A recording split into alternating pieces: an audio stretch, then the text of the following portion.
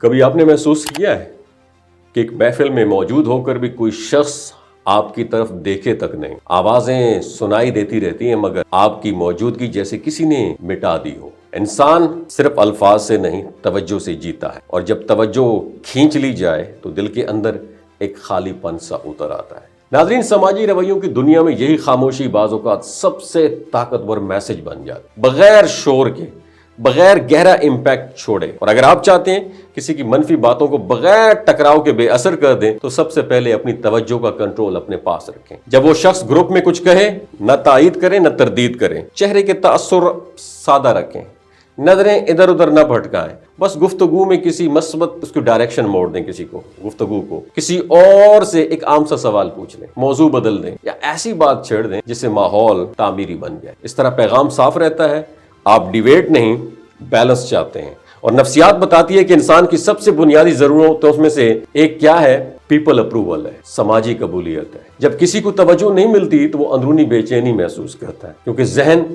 اسے خطرے کے سگنل کی طرح لیتا ہے۔ اور یہی وجہ ہے کہ بار بار رد عمل مانگنے والا اکثر رویہ جو ہوتا ہے نا، وہ اکثر مزید رد عمل پیدا کرنے کے لیے ہوتا ہے۔ اگر آپ ہر بار جواب دیں گے تو وہی دائرہ چلتا رہے گا، لیکن جب آپ سنجیدگی سے رد عمل کی خوراک کم کر دیتے ہیں تو کشیدگی خود بخود کم ہونے لگ جاتی ہے۔ البتہ نظر انداز کرنے والا بدلہ لینے کا ہتھیار نہیں ہونا چاہیے، بلکہ اپنی ذہنی صحت کی حفاظت کا طریقہ ہونا چاہیے۔ مقصد یہ نہیں کسی کو نیچے دکھایا جائے، بلکہ یہ ہے کہ غیر ضروری تنازع کو بڑھنے سے روکا جائے۔ آپ کی خاموشی شائستگی کے ساتھ ہو، بدتمیزی کے ساتھ نہیں۔ اگر معاملہ اہم ہو تو الگ سے نرم لہجے میں بات کر لینا زیادہ بہتر ہے۔ گروپ میں خاموشی اور پرائیویٹ گفتگو میں وضاحت، یہ توازن تعلقات کو بھی بچاتا ہے اور آپ کے وقار کو بھی۔ اور عملی طور پر چند چھوٹی عادتیں بہت کام آتی ہیں۔ اپنے باڈی لینگویج کھلا رکھیں، کندھے ڈھیلے، سانس ہموار رکھیں، مختصر اور ٹاپک جو ہے اس کے اوپر اپنے جملے بولنے۔ اگر ماحول گرم ہو تو پانی پی لینا،